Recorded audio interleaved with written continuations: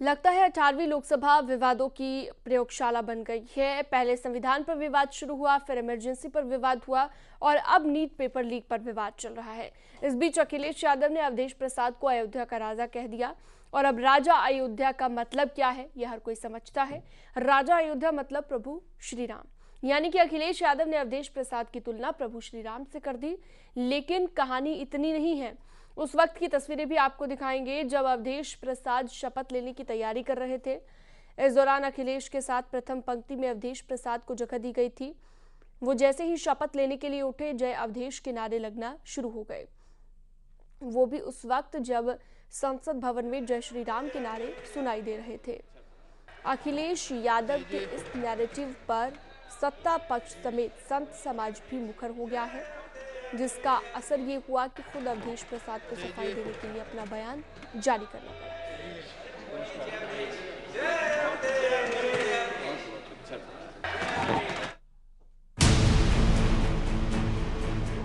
लोकतंत्र रक्षक सेनानी ये खड़े हमारे साथ, अवधेश जी, राजा अयोध्या।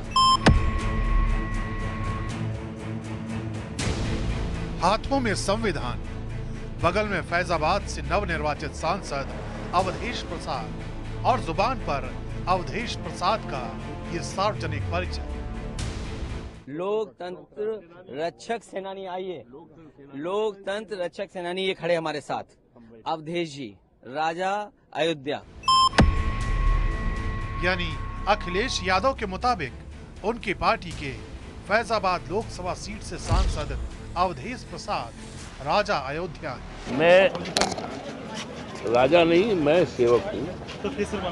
प्रभु श्री राम की कृपा से मैं और डॉक्टर बाबा साहब भीमराव अंबेडकर के संविधान की कृपा से जीत गया हूँ। मैं सेवक हूँ और हमारे नेता ने कह दिया तो उनकी भावना है, वो अच्छी भावना है, कोई ऐसी बात नहीं कि मैं सेवक हूँ और मर्यादा पुरुषोत्तम की मर्यादा को कायम करूँगा। यही वजह है कि बीजेपी ने अखिलेश यादव को घेर लिया। अयोध्या के राजा केवल प्रभु श्री राम। अखिलेश यादव का घमंड और हिंदू विरोधी चेहरा लोगों के सामने लाना जरूरी है। अखिलेश ने जो कुछ कहा, क्या उसके पीछे महज एक इत्तेफाक है या फिर कोई नया नैरेटिव? इसे समझने के लिए उस वक्त की तस्वीरों को देखिए जब अवधेश प्रसाद शपथ लेने पहुंचे। इन तस्वीरों से कुछ देर पहले जय श्री राम के नारे भी लग रहे थे।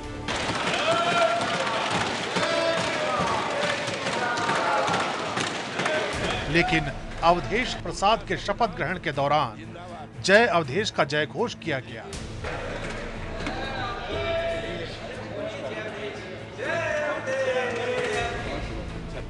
यानी सब कुछ सोची समझी रणनीति के तहत। यही वजह है कि अखिलेश यादव के बयान को लेकर संत समाज में अपनी नाराजगी जाहिर कर रहा है। माननीय अखिलेश यादव जी ने अयोध्या वर्तमान सांसद को राजा कहा है। अयोध्या में राजा सिर्फ पार्वती परमात्मा भगवान श्री राम के साकेत धाम को जाने के बाद श्री हनुमत लाल जी महाराज राजा हैं। दूसरा अयोध्या का कोई राजा नहीं। दरअसल जब से अवधेश प्रसाद ने फैजाबाद से बीजेपी के लल्लू सिंह को हराया, तब से अवधेश प्रसाद को लेकर समाजवादी पार्टी ने एक खास नैरेटिव सेट किया।